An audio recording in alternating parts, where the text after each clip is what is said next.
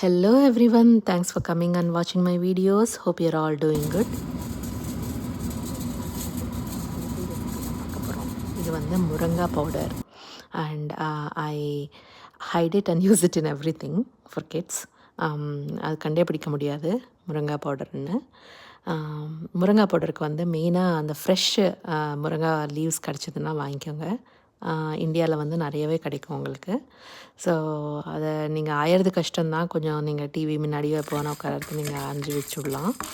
So here I'm using நீங்கள் தோசை மிளகா பொடிக்கு போடுறது எல்லாமே போடலாம். கடலைப்பருப்பு, உளுத்தம் பருப்பு அண்டு நான் பீனட்ஸு, கொஞ்சம் split pea, sesame seeds, copra and எல்லாமே யூஸ் பண்ணிட்டேன் நான்.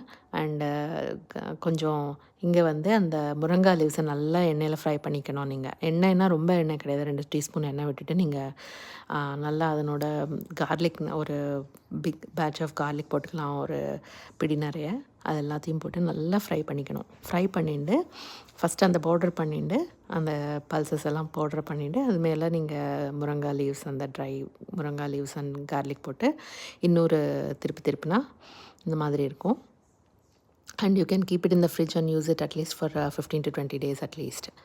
நான் வந்து அன்றைக்கி ஸ்வீட் பொட்டேட்டோ பேக் பண்ணினேன், அதில் கூட போட்டுன்னு சாப்பிட்டேன். It is so tasty.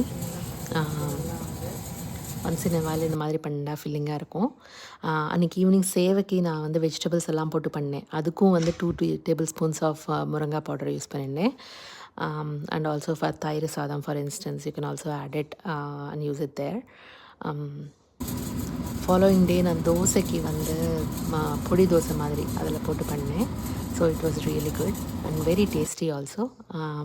I paired it with my potato capsicum curry.